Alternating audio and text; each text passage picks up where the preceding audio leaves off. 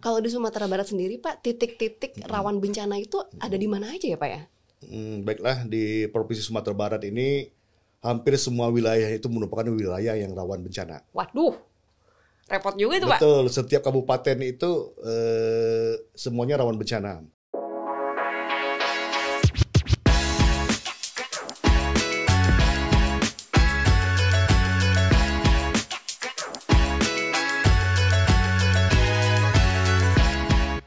Halo Sobat Bina Marga, senang sekali bisa berjumpa lagi di Bincang Jalan dan Jembatan, persembahan Dirjen Bina Marga Kementerian PUPR bersama saya Rahma Hayuningdiah. Dan hari ini kita sudah kedatangan narasumber. Beliau adalah Kasatker Pelaksanaan Jalan Nasional Wilayah 1 Sumatera Barat, Bapak Masudi. Selamat datang Bapak. Terima kasih. Sumatera Barat onde-mande Rancabana, datang langsung dari Padang ke sini Pak. Betul. Waduh, ini kita mau ngobrolin soal perkembangan pembangunan jalan di Sumatera Barat, ya kan, terutama buat kalau saya kan ke Sumatera Barat, ya paling agendanya healing ya Pak ya, senangnya dari Padang meluncur ke Bukit Tinggi, di situ kita melintasi jalan dengan pemandangan yang indah. Nah, tapi kalau secara umum ya Pak ya, ketika mengadakan misalnya pembangunan untuk jalan dan pembangunan jembatan gitu Pak di Sumatera Barat, sebenarnya kan masing-masing punya tantangan tersendiri ya Pak, termasuk salah satunya adalah tantangan dari aspek geografis. Tapi kalau secara umum Pak, di Sumatera Barat ini sebenarnya kondisi geografisnya itu seperti apa? Ya, baik, terima kasih. Provinsi Sumatera Barat terletak di pesisir barat bagian tengah Pulau Sumatera yang terdiri dari dataran rendah di pantai barat dan dataran tinggi vulkanik yang dibentuk oleh bukit barisan. Iklim Sumatera Barat secara umum bersifat tropis dengan suhu udara antara 22,6 derajat Celcius sampai dengan 31,5 derajat Celcius. Terdapat 29 gunung yang tersebar di 7 kabupaten dan kota di Sumatera Barat, dengan Gunung Kerinci di Kabupaten Solok Selatan sebagai gunung yang tertinggi, yang ketingginya mencapai 3.085 meter dari permukaan laut. Sumatera Barat merupakan daerah yang rawan gempa di Indonesia.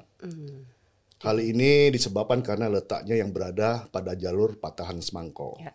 Tepatnya di antara pertemuan dua lempeng benua besar, yaitu lempeng Eurasia dan lempeng Indo-Australia. Jadi kalau misalnya bisa dibayangkan gitu ya Pak ya, sebenarnya kan di Sumatera Barat itu pantainya ada, dataran rendahnya ada, terus udah gitu perbukitan kalau kita pengen ngadem-ngadem itu juga ada. Jadi benar-benar bervariasi ya Pak ya. Bervariasi dan sekali. Dan kalau dari ngelihat iklimnya juga masih tergolong sebenarnya sejuk-sejuk ya Pak ya. Sejuk. Dan ini sebenarnya apakah menjadi sebuah tantangan tersendiri nggak sih Pak dalam membangun jalan atau membuka akses di sana? Betul, daerah ini daerah yang perbukitan dan juga laut. Jadi daerah ini daerah yang rawan bencana sekali.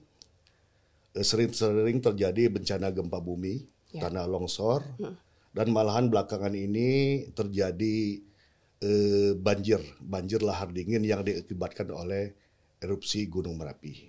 Jadi kayak misalnya salah satu tantangan terbesar itu sih Pak ya. Betul. Karena mungkin dilihat dari sisi atau geografisnya kondisinya seperti itu, yang namanya juga bencana ya Pak ya. Kadang-kadang kan kita nggak bisa prediksi ya Pak, karena kita ngomongin tentang kehendak alam gitu kan ya Pak ya. Jadi longsor apa aja tadi Pak? Rawan longsor. Kemudian rawan banjir. Gempa bumi. Tsunami. Nah itu lengkap Pak, udah itu. Wah, itu benar-benar tantangan yang luar biasa. Betul. Pak Masudi sendiri, Pak Masudi di Sumatera Barat sudah bertugas sejak kapan Pak? Ini udah tahun ketiga. Tahun ketiga. Berarti kayaknya pengalaman untuk menghadapi segala situasi yang ada hubungannya dengan kebencanaan itu udah pernah dirasain juga ya Pak ya? Alhamdulillah, sudah sering, hampir setiap tahun terjadi bencana di Sumatera Barat.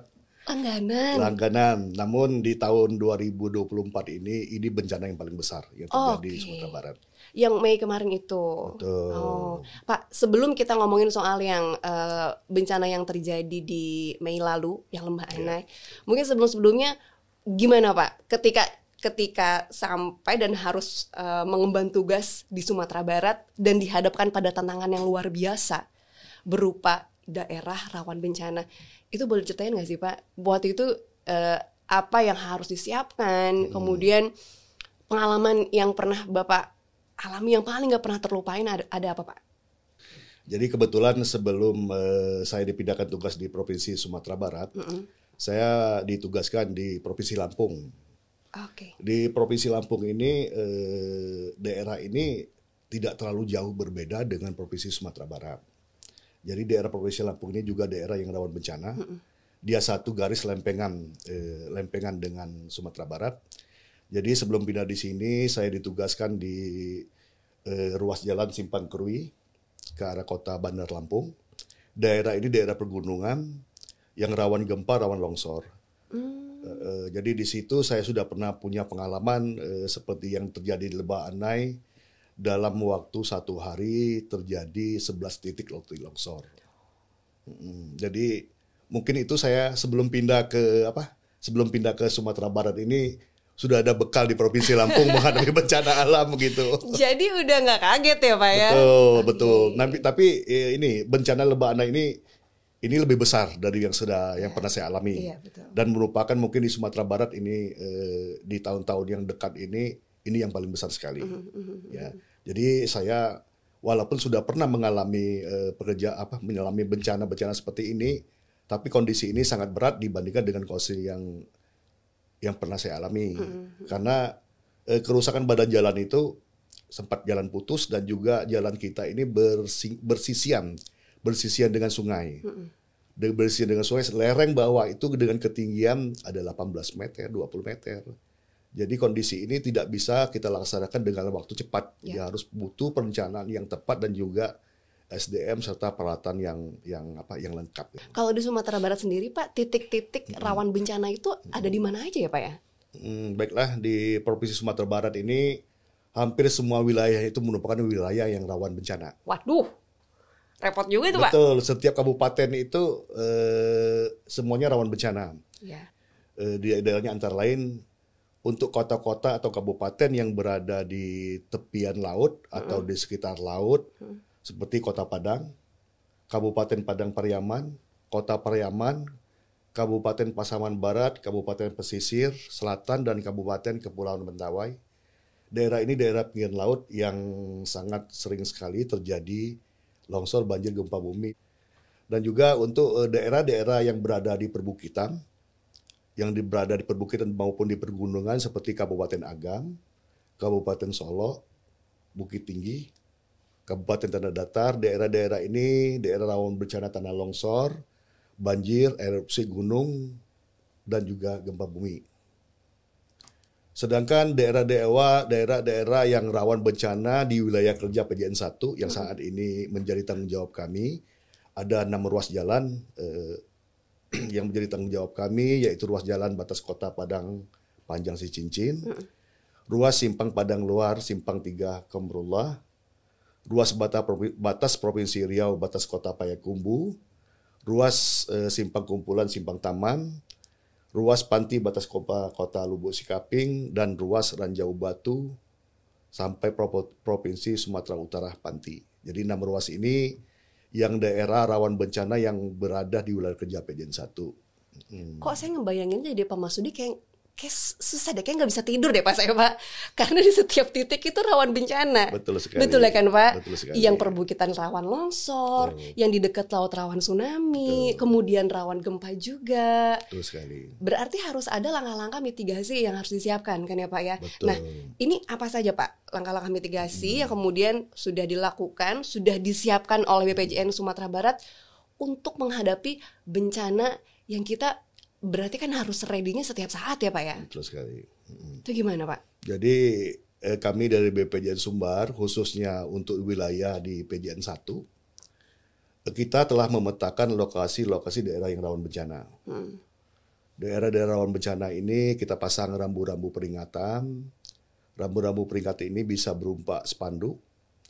Jadi sebelum memasuki daerah bencana ini kita pasang spanduk untuk memperingatkan pengguna jalan bahwa di depan ada rawan tanah longsor. Jadi sekitar 50 meter dan 100 meter setelah dan sebelum lokasi rawan bencana ini kita buat spanduk pengumuman kepada masyarakat biar masyarakat yang tidak terbiasa lewat di situ tahu bahwa di sini daerah yang rawan sehingga mereka akan berhati-hati pada saat memasuki zona yang rawan ini. Dan juga kita di lapangan setiap ruas itu ada penanggung jawab ruas jalan. Kita menyebutnya pejabat pembuat komitmen yaitu PPK. Di sini kita menyiagakan alat berat beserta personil dari masing-masing PPK setiap ruas yang rawan bencana. Dan juga kita menyiapkan jalur alternatif.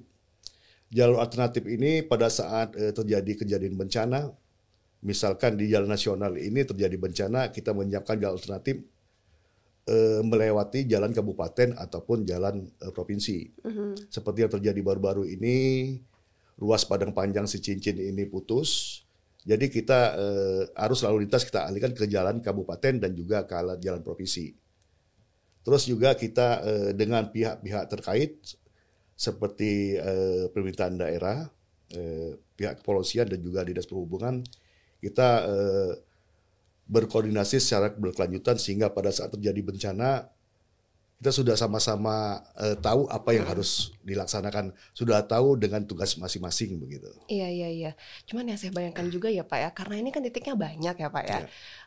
Kemudian mungkin beberapa jalan juga sudah terbangun dari sejak lama gitu, existingnya tuh udah dari sejak mungkin sudah bertahun-tahun lamanya. Betul. Jadi mungkin masyarakat pun ya itu selain bisa diingatkan dengan rambu-rambu tadi, mereka kan juga mungkin harus dibekali dengan misalnya nih masyarakat sekitar, terutama apakah masing-masing warga itu juga mendapatkan pembekalan seputar mitigasi bencana yang harus dilakukan seperti itu, apa gimana Pak?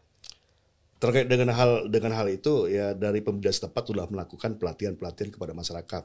Oke. Misalkan begini, di Pemda setempat sudah mengarahkan titik-titik saat terjadi bencana tsunami itu sudah ada akses jalan alternatif. Jadi masing-masing tempat itu sudah dikasih rambu-rambu maupun tanah panah. Masyarakat pada saat terjadi tsunami mereka harus lari kemana. Okay. Jadi masyarakat di sekitar yang bencana ini mereka udah paham, udah dilatih oleh Pemda setempat. Sedangkan kita ya di bagian Bina Marga kita hanya memelihara fasilitas jalan. Untuk yang lain-lainnya itu kewenangan di Pemda setempat. Yang untuk masyarakat mereka melatih masyarakat agar pada saat terjadi tsunami atau bencana alam lainnya mereka sudah tahu apa yang harus dilakukan gitu. Tapi intinya berarti semuanya bersinergi ya Pak ya? Betul sekali. Bersinergi supaya meminimalisir dampak buruk gitu ketika bencana itu terjadi. Terutama longsor ini kan berarti ada kaitannya terutama kalau lagi musim hujan ya kan. Betul ya Pak sekali. Ya? Berarti ketika musim hujan datang itu Pak Mas Sudi beserta tim langsung bergerak untuk melakukan sebuah langkah mitigasi dengan menyiapkan jalan alternatif tadi Pak. Itu biasanya jalan yang rawan itu langsung ditutup atau gimana Pak? Jadi pada saat terjadi bencana alam, langkah-langkah strategis kami dari BPN Sumbar melalui pelaksanaan jalan nasional wilayah 1. Yang pertama kami melakukan penanganan tanggap darurat. Tanggap darurat ini misalkan jalan itu terjadi longsor lereng atas sehingga longsoran tanah, mungkin bebatuan dan juga batang pohon itu tertimbun di badan jalan sehingga arus lalu lintas tidak bisa lewat. Di sini kami segera melakukan penanganan darurat, tanggap darurat, yaitu kami membuang timbunan-timbunan tanah ataupun batang-batang pohon yang jatuh di jalan itu dengan menggunakan alat berat. Ini penanganan darurat. Selanjutnya kita lakukan penanganan permanen. Penanganan permanen ini artinya pemulihan. Pada saat terjadi kejadian bencana tersebut tentunya dan sering sekali terjadi bahwa jalan kita menjadi rusak. Yeah. Aspal kita amblas ataupun berlubang sehingga kendaraan tidak bisa lewat. Nah ini kita masuk ke tahap kedua yaitu ke penanganan permanen, ke pemulihan agar jalan ini bisa fungsional seperti sedia kala. Nah itu satu hal ya Pak ya. Saya membayangkan juga tantangan yang lainnya adalah selain rawan bencana adalah ketika jalanan lagi sibuk-sibuknya. Termasuk ketika misalnya lagi musim mudik.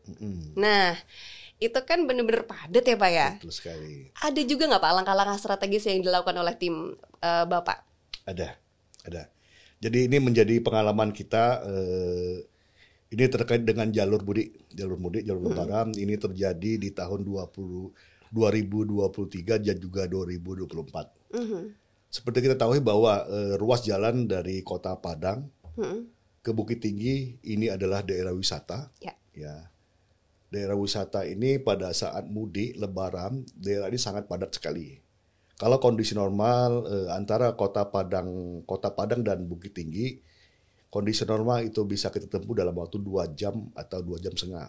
Tapi pada saat jalur mudik Lebaran, itu tidak bisa kita prediksi. Bisa jadi, pernah terjadi 24 jam untuk melewati ruas jalan itu. Itu karena saking padatnya, apa karena volume kendaraan yang banyak atau gimana? Saking volume kendaraan yang banyak. Karena di situ banyak kepentingan. Ada masyarakat yang dari luar kota pengen berwisata Bukit Tinggi.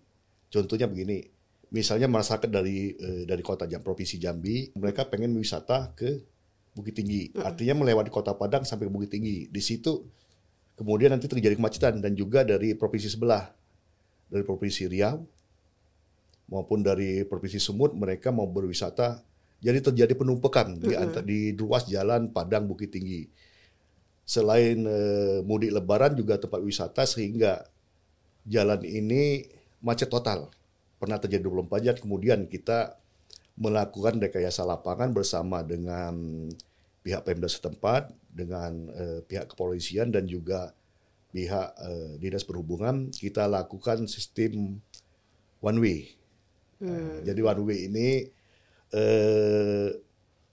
lalu lintas dari Kota Padang yang menuju ke Bukit Tinggi itu melewati jalan nasional kita. Pada saat lalu lintas yang dari arah Kota Bukit Tinggi mau ke Kota Padang itu kita alihkan ke jalan provinsi. Nah, jadi dengan begini kita coba sudah 2 tahun, alhamdulillah hasilnya bagus. Bagus hasilnya, jadi sangat membantu sekali mengurangi dan juga mengurai kemacetan di ruas jalan Kota Padang Bukit Tinggi. Ini sudah terjadi 2 tahun. Barangkali di tahun 2025 kondisi ini akan dilanjutkan kembali one way. Gitu.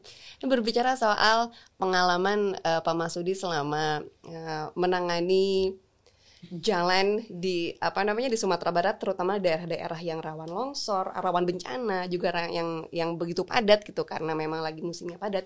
Ini sepertinya menarik ya Pak. Cuman tadi saya paling ingat adalah kayaknya menarik untuk kita bahas untuk satu momen yang nggak akan pernah dilupain sama Pak Masudi, yaitu ketika terjadi bencana Lembah Anai. Betul ya Pak ya? Betul, nah, nanti kita akan bahas soal itu, tapi sepertinya harus di episode kedua. Ya Pak ya. Jadi kita akan jeda dulu. Nah, buat Sobat Bina Marga, sampai di sini dulu perbincangan kita di episode yang pertama bersama Pak Masudi. Nanti kita akan hadir kembali. Makanya jangan lupa untuk subscribe channel ini. Episode terbaru pokoknya akan terus diupload setiap hari Senin dan juga Kamis, baik di YouTube channel maupun di Spotify. Dan untuk Sobat Bina Marga yang ingin tahu selalu update tentang perkembangan pembangunan jalan dan jembatan, jangan lupa untuk follow sosial media kita di @pupr_Bina Marga. Waktunya kami pamit. Terima kasih Pak Masudi. Tetap semangat menyambung negeri.